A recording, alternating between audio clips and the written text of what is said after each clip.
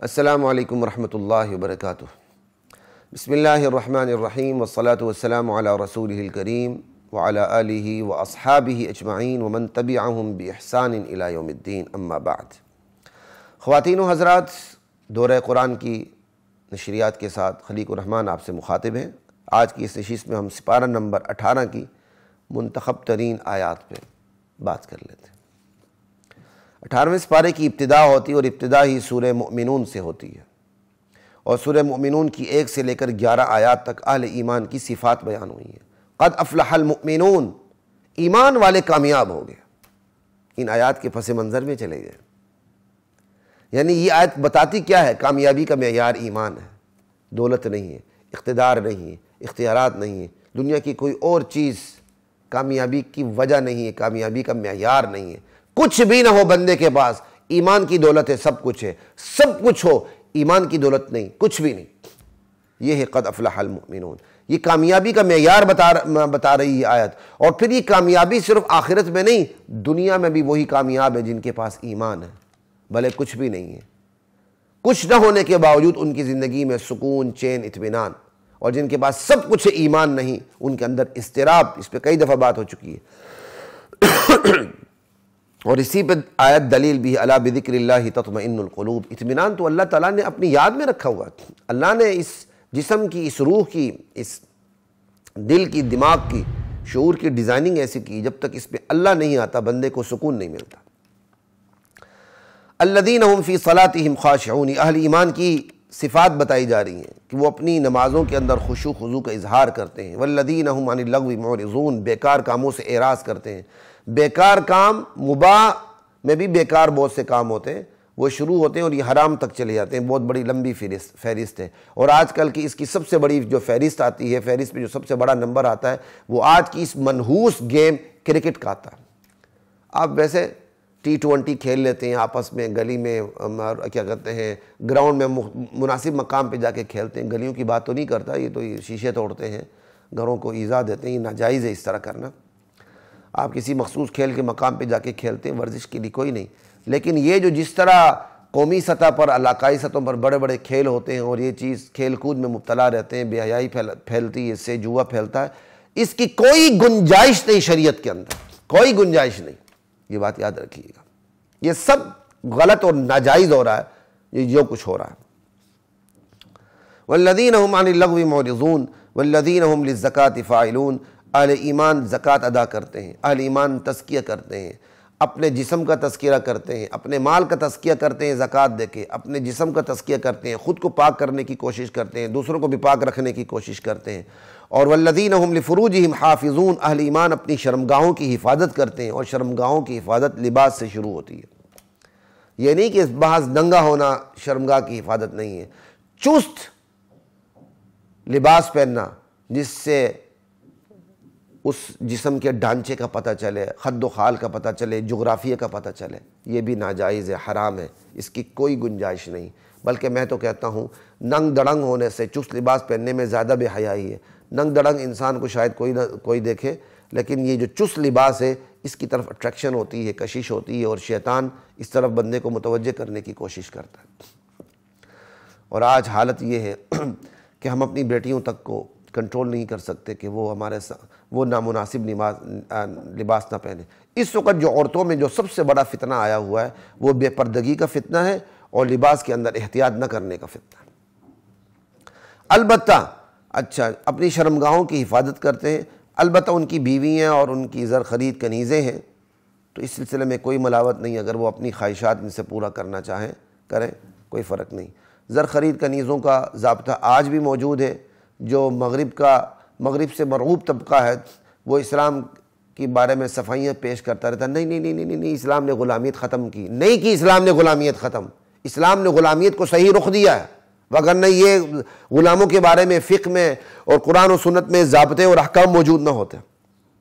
ایویں ہی باتیں کرتے ہیں لوگ۔ یہ موقع نہیں، انشاءاللہ پھر میں کہہ رہا ہوں بار بار، مفصل قرآن کی تفسیر پہ آئیں گے تو انشاءاللہ ان تمام پہلوؤں پر اللہ تعالیٰ نے چاہا بإذن اللہ، بعون اللہ، بتوفیق اللہ تعالیٰ ضرور بات ہوگی انشاءاللہ۔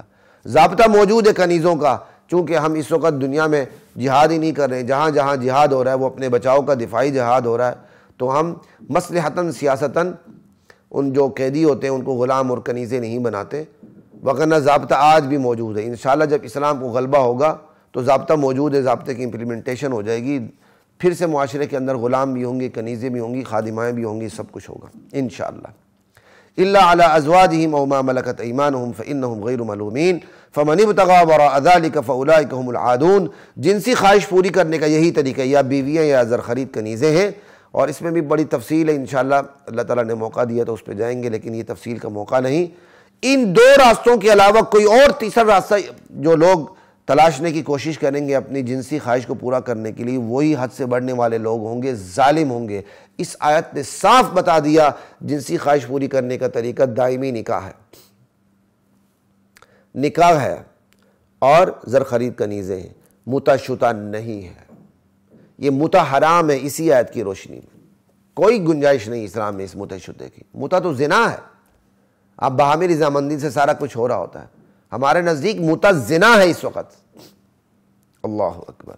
والذین هم لاماناتهم وعہدهم راعون، اہل ایمان اپنی امانتوں کا پاس رکھتے ہیں، وعدوں کا پاس رکھتے ہیں۔ والذین هم علی صلواتهم یحافظون، اہل ایمان اپنے نمازوں کی حفاظت کرتے ہیں۔ شروع میں پہلی علامت بتائی اہل ایمان کی کہ اپنی نمازوں کی کیا کہتے ہیں، اب نمازوں میں خشوع خضوع ہوتا ہے، اور یہاں بتایا کہ نمازوں کی حفاظت کرتے ہیں۔ نمازوں کی حفاظت عقیدے کی حفاظت سے شروع ہوتی ہے، نمازوں کی حفاظت طہارت کی حفاظت سے شروع ہوتی ہے۔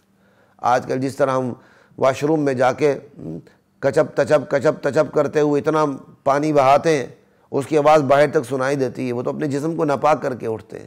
تو اس ناپاک جسم کے ساتھ نماز پڑھیں گے تو نماز کی حفاظت کیسے ہوگی؟ نماز کی حفاظت عقیدے سے شروع ہوتی ہے، عقیدہ ٹھیک نہیں ہوتا نماز کیسے ہوگی؟ اولئک هم الوارثون، یہی صفات والے لوگ وارث ہیں۔ بھائی وراثت میں کیا ملے گا؟ کہ جنت الفردوس ملے گی، بہشت بنی ملے گی۔ الذین یرثون الفردوس ہم فیہا خالدون۔ یہ تھی جی سورہ مومنون کی 1 سے 11 تک آیات کا مختصر ترین خلاصہ۔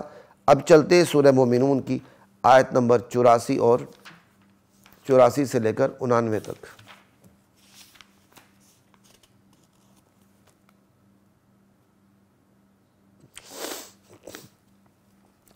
قل لمن الارض ومن فیہا ان کنتم تعلمون، میرے نبی ان سے پوچھئے کہ زمین اور زمین میں جو کچھ ہے، جو لوگ رہتے ہیں، وہ کس کی ملکیت ہے، ان کا مالک کون ہے؟ اگر تم جانتے ہو تو بتاؤ۔ یہ لوگ ضرور کہیں گے یہ سب کچھ اللہ کی ملکیت ہے۔ کہ پھر بھی تم غور نہیں کرتے، پھر بھی تم نصیحت نہیں لیتے کہ سب کچھ مالکیت کا اعتراف کرنے کے باوجود اللہ ہی مالک ہے، پھر بھی عبادت میں اس کے ساتھ تم دوسروں کو شریک ٹھہراتے ہو۔ لا الہ الا اللہ۔ قل من رب السماوات السبع ورب العرش العظیم، ساتوں آسمان کا رب کون ہے ان سے پوچھئے، اور عرش عظیم کا پروردگار کون ہے ان سے پوچھئے۔ یہ کہیں گے اللہ ہی ہے۔ یہ سب کچھ اللہ ہی کا ہے۔ کہا پھر بھی تم نہیں ڈرتے، شرک سے باز نہیں آتے، مانتے ہو کہ رب اللہ ہے آسمان و زمین کا، رب اللہ ہے عرش عظیم کا، تو ربوبیت میں بھی تمہارا اختلاف نہیں، پھر آ کے تم عبادت میں اللہ کے ساتھ دوسروں کو شریک ٹھہراتے ہو۔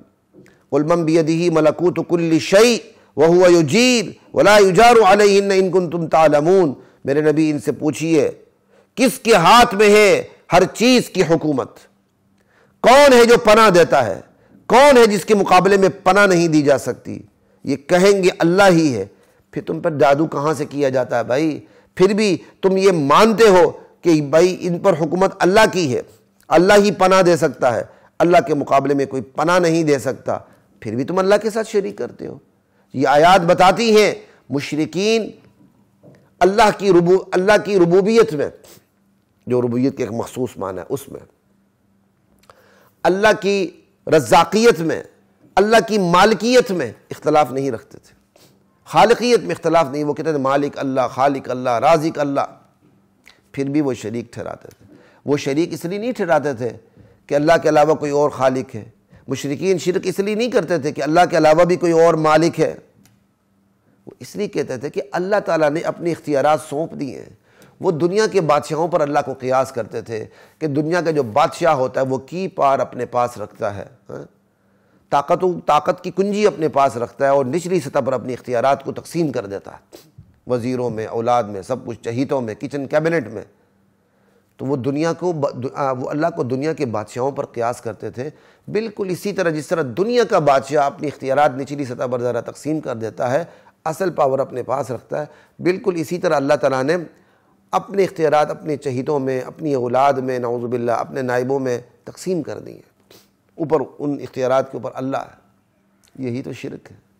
یہی آج بہت سے بدقسمت جو اپنے آپ کو مسلمان کہتے ہیں شرک پر یہی دلیلیں دیتے ہیں. جب ان سے بات کی جائے تو شرک کی معافی نہیں، یہاں کسی مسلک کی بات نہیں ہو رہی، شرک کی معافی نہیں. خدا کے لیے شرک سے بعد آ جائے، شرک سے بعد آ جائے. سمجھ گئی بات کی؟ اللہ حفاظت فرمائے ہم سے. یہ آیات تھی 84 سے 99 تک سورہ مومنون کی. آگے چلتے ہیں، سورہ نور کی آیات ہیں.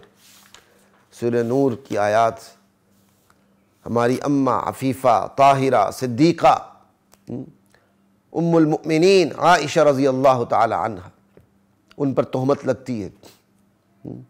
بازار گرم ہوتا ہے اور اللہ کی حکمت فوراً فیصلہ نہیں کرتی. اللہ چاہتے تھے یہ منافقین اچھی طرح بے پردہ ہو جائیں. اللہ چاہتے تھے کہ اس اذیت کی وجہ سے میری بندی عائشہ کا رتبہ بلند ہو جائے. اللہ چاہتے تھے اس اذیت کی وجہ سے میری بندی عائشہ کا جو شوہر ہے، جو باپ ہے، اس کا رتبہ بلند ہو جائے. جیسے ہی الزام لگانے والوں کو ایک تو یہ پتا تھا کہ اللہ کے نبی عالم الغیب نہیں، انہیں پتہ نہیں چلے گا، ٹھیک ہے. اور الزام لگانے والوں نے لگایا تو فوراً اللہ نے وحی نہیں بھیجی کہ عائشہ جو ہیں وہ بے گناہ ہے رضی اللہ عنہ، بلکہ اس پہ مہینہ 40 دن اللہ نے گزرنے دیے، کم و بیش جتنے بھی دن گزرے، تاکہ منافقین جتنا شور و غوغا کر سکتے ہیں کریں، جتنا ان کا اندر کا ابال ہے وہ باہر آئے آگے. اور اللہ چاہتے تھے کہ صحابہ کی تربیت بھی اچھی طرح ہو جائے. اس پروپیگنڈے میں بعض صحابہ بھی شکار ہو گئے جن کی توبہ بعد میں اللہ تعالیٰ نے قبول کر لی. بشری تقاضے تھے، تھوڑے سے پروپیگنڈا میں آ گئے. آخر بشری ہوتا، غلطی ہو ہی جاتی ہے. اللہ تعالیٰ نے ان کو معاف کر دیا. لیکن منافقین اچھی طرح بے پردہ ہو گئے. اللہ اکبر. پھر قرآن کی آیات اتری، ان الذین جاؤوا بالافک عصبۃ منکم لا تحسبوه شرا لکم بل هو خیر لکم. پھر باقاعدہ اس پر آیات بھی اتری، اللہ اکبر لا الہ الا اللہ، کہ اب جو بھی پاک دامن عورتوں پر، یعنی جو بھی الزام لگائے گا زنا کا، اس کو 4 گواہ لانے پڑیں گے. اس کی فقہ میں الگ تفصیلات ہیں. والذین یرمون المحصنات والذین یرمون المحصنات ثم لم یأتوا بأربعة شہداء فاجلدوہم 80 جلدہ. یہ احکام بھی، یہ جو تہمت لگی اس کے بعد نازل ہوئے. تو اللہ تعالیٰ کہتے ہیں یہ امتحان تو آیا ہے، یہ امتحان تمہارا، اس امتحان کو انجام کے لحاظ سے اپنے لیے شر نہ سمجھو، بلکہ یہ خیر بن کے آیا ہے. ایک تو اس سے احکام بھی اترے، اور دوسری بات یہ ہوئی اماں عائشہ عفیفہ کی فضیلت پہلے اتنی نہیں تھی جتنی اب ہو گئی. پہلے کوئی اماں عائشہ کی عفت کا انکار کرتا تو شاید کافر نہ ہوتا، لیکن اب جو اماں عائشہ کی پاک دامنی کا انکار کرتا ہے وہ کافر ہے، کیونکہ وہ قرآن کی ایک نہیں کئی آیات کا انکار کرتا ہے کہ قرآن گواہی دے رہا ہے اماں عائشہ کی عفت کا، پاک دامنی کا. تو جو اماں عائشہ کی عفت کا انکار کرتا ہے وہ قرآن کا انکار کرتا ہے، اور قرآن کا انکار کرنے والا کافر ہوا کرتا ہے. اور وہ پھر بھی اپنے آپ کو مسلمان کہہ کے تعویلات کرتا ہے تو وہ کافر سے بھی بڑھ کر زندیق اور مرتد ہوتا ہے. یہ بات یاد رکھیے. کیا کمال کی آیات ہیں. لولا اذ سمعتموہ قلتم ما یکون لنا ان نتکلم بہذا. لوگو جب تم نے یہ الزام سنا تو تم نے یہ کیوں نہیں کہا کہ ایسی جو ہمارے لیے مناسب نہیں کہ ہم ایسی جھوٹی بات اپنے منہ سے نکالیں. سبحان اللہ، یہ تو بہت بڑا بہتان ہے. سبحانک ھذا بہتان عظیم. اللہ اکبر. اور اس الزام لگانے سے بھی معاشرے میں بے حیائی پھیلتی ہے. اس لیے کہا ان الذین یحبون ان تشیع الفاحشہ فی الذین آمنوا لہم عذاب علیم فی الدنیا والآخرہ. جو مسلمان معاشرے میں بے حیائی پھیلاتے ہیں ان کے لیے دردناک عذاب دنیا میں بھی اور آخرت میں بھی. یہاں اتنی ہی بات کرنی تھی کہ اماں عائشہ کی حمایت میں خود اللہ سامنے آئے، اللہ قاضی بن کے سامنے ہے، اللہ مدعی بن کے سامنے ہے، اللہ گواہ بن کے سامنے ہے. اللہ نے دعویٰ کیا کہ میری بندی عائشہ پاک دامن ہے. اللہ نے گواہی دی کہ میری بندی عائشہ پاک دامن ہے، اللہ نے فیصلہ کیا قاضی بن کر کہ میری عائشہ بندی جو ہے وہ پاک دامن ہے۔ یہ ایسا مقدمہ ہے جس میں قاضی بھی اللہ، وکیل بھی اللہ، مدعی بھی اللہ، گواہ بھی اللہ۔ اب ایسے مقدمے کا جو انکار کرے گا اس سے بڑا کافر کون ہو سکتا ہے؟ خواتین و حضرات، سورہ نور کی ان منتخب آیات پہ ہم نے بات کر لی، بس 18ویں سپارے کی منتخب آیات کی تفسیر اپنے اختتام کو پہنچتی ہے۔ انشاءاللہ 19ویں سپارے کی منتخب آیات کی تفسیر کے ساتھ دوبارہ آپ سے ملاقات ہوگی، اللہ نے چاہا۔ تب تک کے لیے اجازت دیجیے۔ السلام علیکم ورحمۃ اللہ وبرکاتہ۔